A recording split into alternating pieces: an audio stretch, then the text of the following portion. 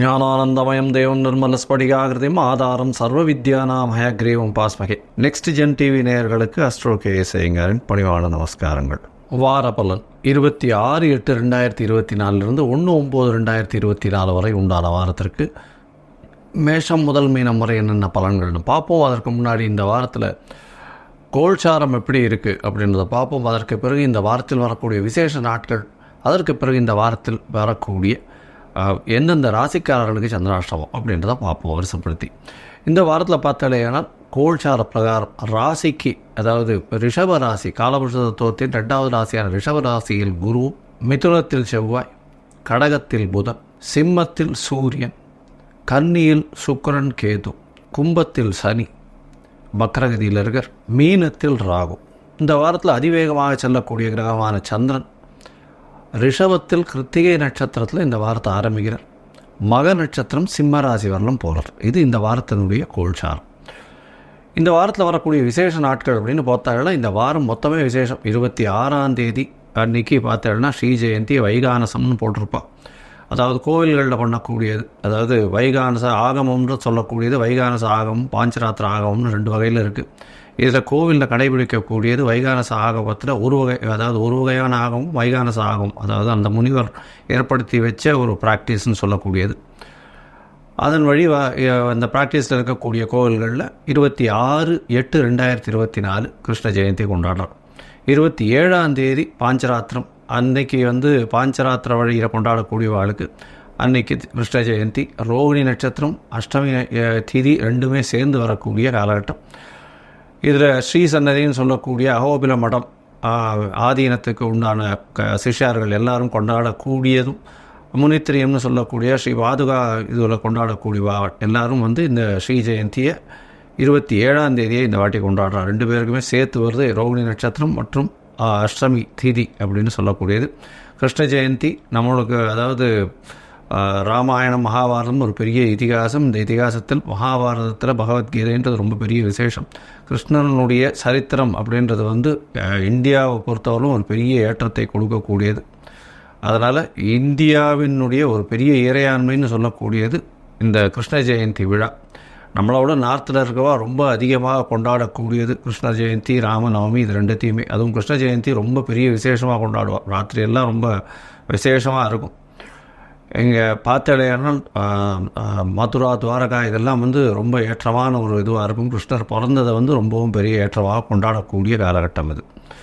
இந்த கிருஷ்ண ஜெயந்திக்கு அப்புறம் 27ஆம் தேதி அடுத்தது பார்த்தாலேனால் 28ஆம் தேதி அவமாகம்னு போட்டிருக்கும். அவமாகம் அப்படின்னா 3 நட்சத்திரங்களோ திதியோ ஒரே நாளில் வர்றது அவமாகம். இந்த காலகட்டத்தில் பார்த்தாலேனால், இந்த அவமாகத்தில் பார்த்தீங்களேனால் தசமி திதி 3 நாள் வர்றது.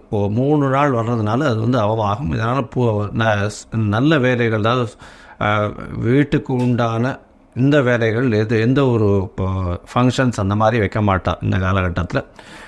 அதே மாதிரி அவமாகத்தில் எந்த ஒரு ஃபங்க்ஷன்ஸும் ஃபங்க்ஷன்ஸ் வைக்கிறது கிடையாது. ஃபங்க்ஷன்ஸ் சொல்லப்போனால் ஆற்றுல நடக்கக்கூடிய விசேஷங்கள் எதுவும் பண்ணக்கூடியது கிடையாது. ஆவணி மாதமாக இருந்தாலும் இந்த காலத்தை தவிர்க்கிறது ரொம்பவும் நல்லது. 29ஆம் தேதி பார்த்தாலேயானால் ஏகாதசி, ஸ்மார்த்த ஏகாதசின்னு போட்டிருக்கு. 29ஆம் தேதி 30ஆம் தேதி வைஷ்ணவ ஏகாதசி மற்றும் வைஷ்ணவ ஏகாதசி. அதனால் வைஷ்ணவர்களுக்கு மிகவும் ஏற்றமான காலகட்டம். அவர்கள் உபவாசம் இருக்கிறது ரொம்ப விசேஷம். அதாவது முடியாதவா, உடல்நிலையில் காம்ப்ரமைஸ்டாக இருக்கிறவா, அதை தவிர சுகர் பேஷண்ட்டு, பிபி பேஷண்ட் இந்த மாதிரிலாம் இருக்கிறவா, சின்ன குழந்தைங்க, அதை தவிர கர்ப்பிணி பெண்கள் இவாள்லாம் எக்ஸம்ட் ஆகிடுவா இதுக்கு. ஒருவேளை அவளும் பண்ணுறாளா இருந்தால் அதை சுஜின்னு பண்ணி ஸ்வீட் மட்டும் இது பண்ணி சாப்பிடுவாள். துவாதசி பாருன்னா அடுத்த நாள் பண்ணுவாள். நான் அடுத்த நாள் சாயந்தரம் பார்த்தாலேனா வெள்ளிக்கிழமை, அதாவது சனிக்கிழமை சாயந்தரம் சனி பிரதோஷம் வேறு. ஏன்னா சாயந்தரம் பிரதோஷ காலம் வேறு வருது. ஒரு 5:45 6:15 வரணும். தீபாராதனை சிவன் கோவிலில் நந்தியினுடைய முன்னாடியிலிருந்து நந்தி பின்னாடியிலிருந்து அதாவது சிவனை சேவிக்கிறது மூலியமாக எல்லா வித தோஷங்களும் அற்ற காலமாக இருக்கும்.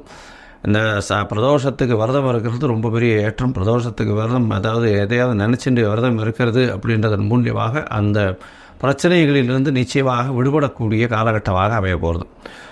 இந்த வாரத்தில் பார்த்தாலேயானால் ஞாயிற்றுக்கிழமை அன்றைக்கி திருதினஸ்பிருக்குன்னு போட்டிருக்கோம். 3 திதிகளோ ராசிகளோ அதாவது ஒரு நாள், அதாவது 3 நாட்கள் கண்டினியூஸாக ஒரே திதியோ ராசியோ இருந்ததுன்னா அது திருதினஸ்பிறகு. அதாவது திருதினஸ்பிறகில் பார்த்தேன்னா இந்த வாட்டி சதுர்தசி 3 நாட்கள் வர மாதிரி வருது. அதனால் பார்த்தேனால் 3 நாட்கள் கார்த்தால early மார்னிங் இருந்ததுன்னா அது ப்ரீவியஸ் டே கணக்கு வரும், அன்றைக்கி ஃபுல் டே வரும். அடுத்த நாள் கார்த்தால ஒரு நாளைக்கு இருந்ததுன்னா கூட அது 3 நாட்கள் கணக்கு வந்துடும். இந்த திருதினஸ்பிறகுலையும் விசேஷங்கள் எதுவும் மாத்திரை பண்ணுறதில்லை, அதையும் அவாய்ட் பண்ணிடுறது நல்லது. சரி, இந்த வாரம் எந்தெந்த ராசிக்காரர்களுக்கு சந்திராஷ்டமம் அப்படின்னு பார்த்தடையானால் இந்த வாரம் துலாம், விருச்சிகம், தனுசு, மகரம் இந்த 4 ராசிக்காரர்களுக்கு சந்திராஷ்டமம்னா உங்களுடைய ராசிக்கு 8ஆம் இடத்துல சந்திர பகவான் வரும்பொழுது மறையக்கூடிய காலகட்டம். அதனால் புதிய முயற்சி வேண்டாம், வெளியூர் வெளிமாநில பிரயாணம் வேண்டாம்னு சொல்கிறோம். அதாவது ஒரு நேயர் கேட்டிருந்தார், எதற்காக வெளிமாநில பிரயாணத்தை பற்றி சொல்கிறீங்க அப்படின்னர். அதாவது போகக்கூடிய காரியம் நல்லபடியாக ஆகணுன்றதுக்காக தான் போகிறது. ஒருவேளை நீங்கள் புதிய முயற்சியை அந்த காலகட்டத்தில் எடுத்து அதற்காக நீங்கள் வெளிநாட்டுக்கு செலவு பண்ணிட்டு போகணும், வெளியூருக்கு செலவு பண்ணிட்டு போகணும்போது அதில் தடங்கள் வறுமையானால் அது நல்லபடியாக இருக்காது. அதனால் அந்த காலகட்டத்தை, அந்த நாளை அவாய்ட் பண்ணிடுறது நிச்சயமாகவே நல்லது. இதுக்காக தான் சொல்கிறோம்.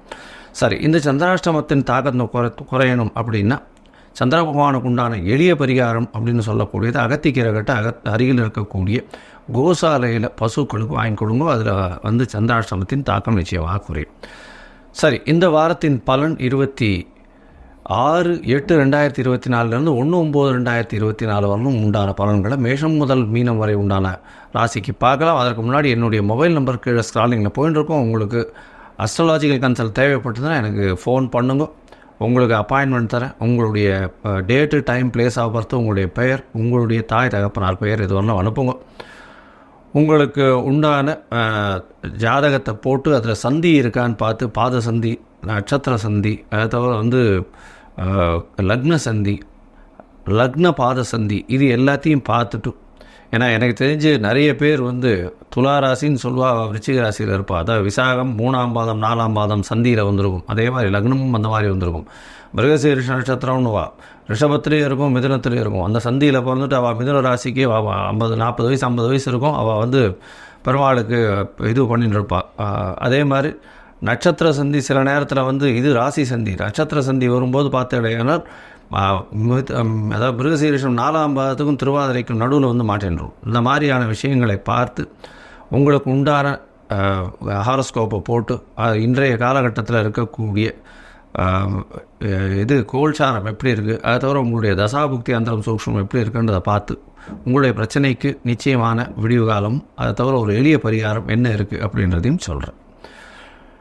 இப்போது ஒரு ராசியாக 26/8/2024 1/9/2024 வரலும் உண்டான ராசி மேஷம் முதல் மீனம் வரை உண்டான ராசிகளுக்கு என்னென்ன பலன்னு பார்க்கலாம்.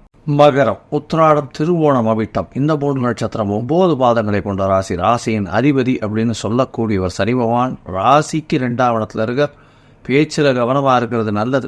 வக்கரம் கதியோடு இருக்கக்கூடிய சனி பகவானால பேச்சில் கொஞ்சம் ஜாகிரதையாக இருக்கிறது ரொம்பவும் நல்லது. குடும்பத்தில் கணவன் மனைவிக்குள்ள சிறு சிறு சச்சரவுகள் வரக்கூடிய வாய்ப்புகள் உண்டு. பணவரவிற்கு தடை இருக்காது. உங்களுடைய முயற்சிகள் எல்லாமே வெற்றி பெறும். ராகு பகவான் 3ஆம் இடத்துல இருக்கிறதுனால புதிய முயற்சிகள் எல்லாமே எல்லா விதமான ஏற்றத்துடன் இருக்கும். இருந்தாலும் இளைய சகோதரர்கள் சிறு சிறு மனக்கசப்பு இருக்கக்கூடிய வாய்ப்புகள் உண்டு. உங்களுடைய 4ஆம் அதிபதினு சொல்லக்கூடிய செவ்வாய் பகவான் 6ஆம் இடத்துல போய் இருக்கிறதுனால போட்டித் தேர்வில் வெற்றி பெறக்கூடிய வாய்ப்புகள் உண்டு. அதை தவிர பார்த்தீங்கன்னா படிக்கக்கூடிய மாணவர்களுக்கு எந்த ஒரு போட்டித் தேர்வாக இருந்தாலும் வெற்றி பெறலாம். ஐஏஎஸ், ஐபிஎஸ், ஐஐடி இந்த மாதிரியான என்ட்ரன்ஸ் எக்ஸாம் படிக்கிறவர்களுக்கு நல்ல ஒரு ஏற்றம் கிடைக்கக்கூடிய காலகட்டமாக அமையும்.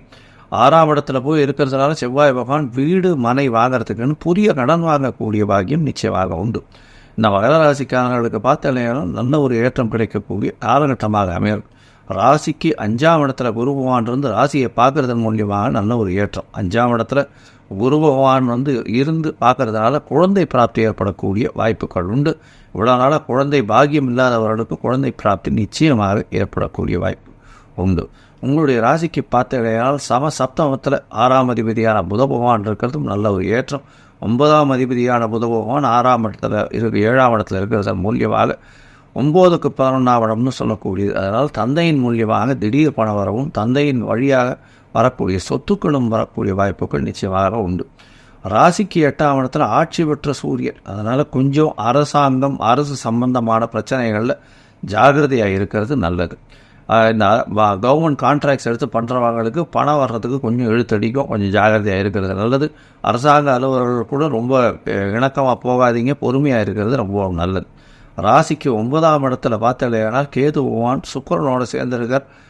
தொழில் ஸ்தானாதிபதியான 10ஆம் அதிபதி சுக்கிரன் உங்களுடைய ராசிக்கு 9ஆம் இடத்துல நீச்சப்பட்டு போயிருக்கார். அதனால் தொழிலில் கொஞ்சம் பின்னடைவு ஏற்படக்கூடிய வாய்ப்புகள் உண்டு. இருந்தாலும் அவரே 5ஆம் அதிபதி குரு பகவானால் பார்க்கப்படுறதுனால நல்ல ஒரு ஏற்றம் கிடைக்கும், கவலைப்பட தேவையில்லை. கொஞ்சம் சறுக்கல் இருந்தாலும், அதாவது 100 ரூபா விலை போக வேண்டியது 90 ரூபா விலை போகும். அதனால் லாபத்தில் நஷ்டம்னு சொல்லக்கூடிய காலகட்டமாக அமையப்போகுது. இந்த மகர ராசிக்காரர்களுக்கு, அதுவும் சட்டம் ஒழுங்கு இது பண்ணுறவங்களுக்கு, அதை தவிர இந்த கோர்ட்டில் லாயராக இருக்கிறவங்களுக்கு, அதை தவிர இரும்பு அந்த மாதிரியான வியாபாரம் பண்ணுறவங்களுக்கு, இரும்பு இந்த வெல்டிங் அந்த மாதிரியான விஷயங்கள் பண்ணுறவங்களுக்கு நல்ல ஒரு ஏற்றம் கிடைக்கும். அதை தவிர இந்த ஆயில் சீட்ஸு, எண்ணெய் வித்துக்கள், அதை தவிர இந்த பெட்ரோகெமிக்கல்ஸு இதெல்லாம் பண்ணுறவர்களுக்கு பெரிய ஏற்றம் கிடைக்கக்கூடிய காலகட்டமாக இருக்குது. இந்த வாரத்தில் சந்திர பகவான் உங்களுடைய ராசிக்கு 7ஆம் அதிபதின்றவர் உங்களுடைய ராசிக்கு 5ஆம் இடத்துல இந்த வாரத்தை ஆரம்பிக்கிறார்.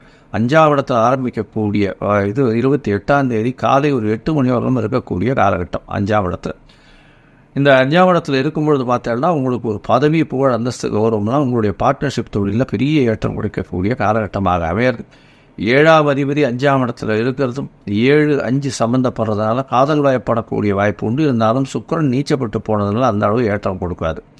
உங்களுடைய ராசிக்கு 6ஆம் இடத்துல சந்திர பகவான் போகிறார். சந்திர பகவான் 6ஆம் இடத்துல போகும்போது 28ஆம் தேதியிலிருந்து 30ஆம் தேதி மதியம் ஒரு 3 மணி வரலும் இருக்கக்கூடிய காலகட்டம். இந்த காலகட்டத்தில் பார்த்தோம்னா உங்களுக்கு 6ஆம் இடத்துல செவ்வாயோட சம்பந்தம், 4ஆம் அதிபதி 6ஆம் இடத்துல இருக்கிறதுனால கண்டிப்பாக பார்ட்னர்ஷிப் பிஸ்னஸில் சற்று பிரச்சனைகள் இருக்கும். கணவன் மனைவிக்குள்ள சற்று பிரச்சனைகள் இருக்கும். நண்பர்கள் கூட கொஞ்சம் பிரச்சனைகள் இருக்கும். புதிய கடன் வாங்கக்கூடிய வாய்ப்புகள் நிச்சயமாக உண்டு. அதுவும் லேண்டு அது மாதிரி விஷயத்துக்கு வாங்குவீங்க. உங்களுடைய ராசிக்கு 6ஆம் இடத்துல இருக்கக்கூடிய சந்திர பகவான் பரிவர்த்தனை யோகம் மேலே பெற்றிருக்கிறதுனால 7ஆம் இடத்துல ஆட்சி பெற்றதற்கு சமம்ன்றதுனால நல்ல ஒரு ஏற்றமான காலமாக அமையப்போகிறது. கணவன் மனைவிக்குள்ள சற்று பின்னடைவு இருக்கக்கூடிய, பேச்சில் பின்னடைவு இருக்கக்கூடிய வாய்ப்பு உண்டு. பேச்சில் ஜாகிரதையாக இருக்கும். ராசிக்கு 7ஆம் இடத்துல சந்திர பகவான் ஆட்சி பெற்று போகிறது சமசப்தமத்தில். இதன் மூலியமாக நல்ல ஒரு ஏற்றம் இருக்கும். கணவன் மனைவிக்குள்ளே அந்த ஆப்போசிட் செக்ஸ் ரொம்ப டாமினண்ட்டாக இருக்கக்கூடிய காலகட்டமாக இருக்கும். இது 30ஆம் தேதி மத்தியானத்திலிருந்து 1ஆம் தேதி, அதாவது 1ஆம் தேதி காலை ஒரு 8-9 மணி வரலாம், அதாவது 1ஆம் தேதி மாலை ஒரு 11:30 மணி வரலாம் இருக்கக்கூடிய காலகட்டம். இந்த காலகட்டத்தில் சப்தமாதிபதி ஆட்சி பெற்று போயிருக்கிறது பெரிய விசேஷம். இதன் மூலியமாக ஒரு பெரிய ஏற்றம் கிடைக்கக்கூடிய வாய்ப்பு உண்டு. பார்ட்னர்ஸில் அதாவது எதிர்பார்ட்னராக இருக்கிறவங்க நல்ல ஒரு ஏற்றம் கிடைக்கக்கூடிய காலகட்டமாக அமையும். படிக்கக்கூடிய மாணவர்களுக்கெல்லாம் நல்ல ஒரு ஏற்றம் இருக்கக்கூடிய காலகட்டமாக இருக்கும். சப்தமாதிபதி ஆட்சி பெற்று போயிருக்கிறது நல்ல விசேஷம். உங்களுடைய ராசிக்கு 8ஆம் இடத்துல சந்திர பகவான் 1ஆம் தேதி ராத்திரியிலிருந்து 4ஆம் தேதி காலத்தால் வரலும் இருக்கக்கூடிய காலகட்டம். 4ஆம் தேதி காலத்தால் ஒரு 10 மணி வரலும் இருக்கக்கூடிய காலகட்டம். இந்த காலகட்டத்தில் சந்திராஷ்டம நாளாக இருக்குது. 8ஆம் அதிபதியும் ஆட்சி பெற்று போயிருக்க. இதன் மூலியமாக நண்பர்களோடு ரொம்ப இணக்கம் வேண்டாம், பொறுமையாக இருக்கிறது நல்லது. புதிய முயற்சி, வெளிநாடு பிரயாணம் வேண்டாம்னு சொல்கிறோம். ஒருவேளை பண்ண வேண்டிய கட்டாயம் இருந்ததில் சந்திரனுக்கு உண்டான பரிகாரத்தை பண்ணுறது நல்லது. இந்த வாரம் ஒரு நல்ல ஏற்றமான வாரமாக இருக்கும். நீங்கள் அருகில் இருக்கக்கூடிய ஹயகிரீவர் கோவிலுக்கு போயிட்டு வாங்க. ஏன்னா இந்த படிக்கக்கூடிய மாணவர்களுக்கு இப்போ நல்ல நேரமாக இருக்குது. போய் ஹயகிரீவர் கோவிலுக்கு போயிட்டு வர்றது மூலியமாக போட்டித் தேர்வு எல்லாவற்றிலும் வெற்றி பெறக்கூடிய வாய்ப்புகள் நிச்சயமாக உண்டு. லோகா சமஸ்தா சுகினோ பவந்து. நன்றி, நமஸ்காரம்.